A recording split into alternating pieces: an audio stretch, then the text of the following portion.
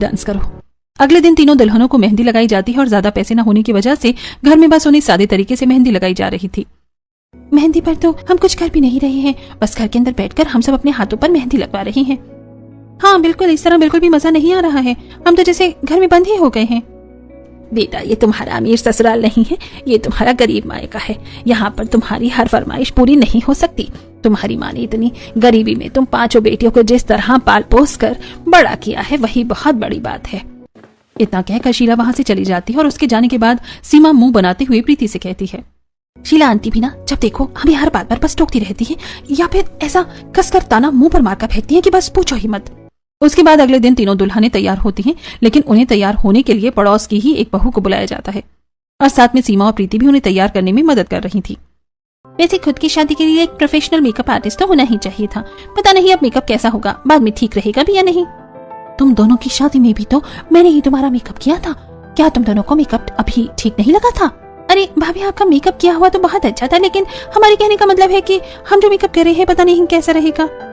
कोई बात नहीं दीदी, आप दोनों इतना मत सोचो, सब अच्छा ही होगा। ससुराल जाने के बाद आप इतने महंगे महंगे प्रोडक्ट्स यूज करते हो और मेकअप करना तो अब आपको आता ही है।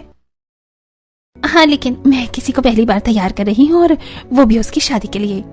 इस तरह ज्यादा पैसे न होने की वजह से सभी को बहुत कुछ एडजस्ट करना पड़ रहा था, लेकिन फिर भी सुनीता ने अपनी तरफ से सबके लिए अच्छा खाना बनवाया था और धूमधाम से अपनी तीनों बेटियों की शादी की थी।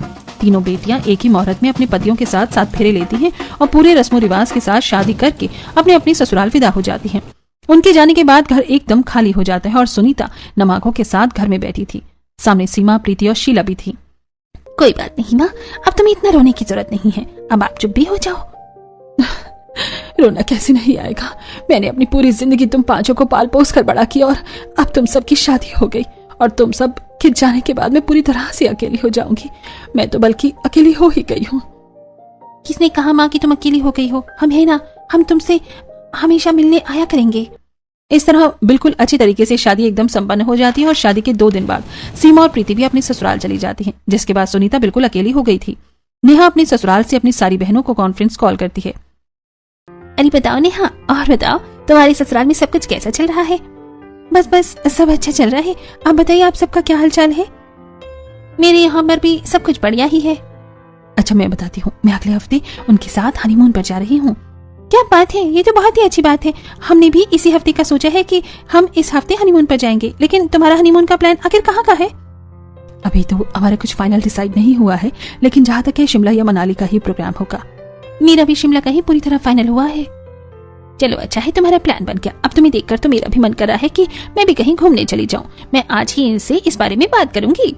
इसी तरह सभी इस बारे में बात करती है और शाम को प्रीति अपने पति के वापस आने के बाद उससे इस बारे में पूछती है। मेरा भी कहीं बाहर घूमने जाने का मन कर रहा है, क्या हम चल सकते हैं?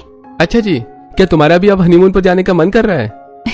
अजी आप भी कैसी बातें कर रहे हो, मैं तो बस घर में रहकर बोर हो गई हूँ, इसलिए कहीं बाहर जाने का मन कर रहा है। अच्छा ठीक है, लेकिन हम इस महीने नहीं जा पाएंगे। इस महीने मेरी बहुत ही इंपॉर्टेंट मीटिंग है, लेकिन मैं तुम्हें अगले महीने कहीं अच्छी जगह जरूर घुमा कर लाऊंगा। तो तुम तैयार है ना सरप्राइज के लिए? ये सब सुनकर प्रीति बहुत खुश हो जाती है।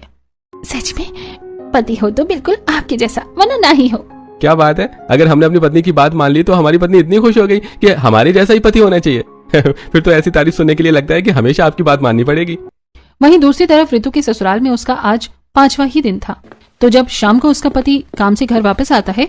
देखो मैं आपके लिए बहुत ही सुंदर फूल लेकर आया हूँ। Thank you so much. चलिए आज हम रात को डिनर पर चलते हैं। उसी दिन रवि ऋतु को डिनर पर लेकर जाता है और दोनों बाहर जाकर रेस्टोरेंट में खाना खाते हैं। वहीं दूसरी तरफ पवन भी पायल को मूवी नाइट पर लेकर जाता है। इसी तरह पांचों बहनों की ससुराल में सब ठीक चल रहा था, लेकिन इस बात की चिंता वहीं दूसरी तरफ सुनीता को खाई जा रही थी। इतने दिन हो गए लेकिन मेरी उनसे शुरुआत में ही बात हुई थी, अब मेरी उनसे बात नहीं हो रही, पता नहीं सब कैसी होंगी। तो भी ना बिना वजह ही चिंता करती रहती है। अरे तेरी पांचों बेटियां अपने ससुराल में बहुत ज्यादा खुश हैं। हाँ लेकिन फिर भी एक बार मेरी उनसे बात हो जाती तो मेरा मन थोड़ा लग जाता। एक तो उन पांचों के बिना बिल्कुल भी रहने की आदत नहीं है, दिन में तो फिर भी जैसे तैसे समय निकल जाता है, रात को हम सब साथ खाते थे। तेरा अकेलापन दूर करने के लिए ही तो शाम को मैं तेरे पास खाना खाने आती हूँ। तूने अपने जीवन में बहुत संघर्ष किया है, अब मैं नहीं चाहती कि तू अभी भी चिंता में ही लगी रहे। शीला अपने साथ कीपैड फोन लाई थी और वो सबसे पहले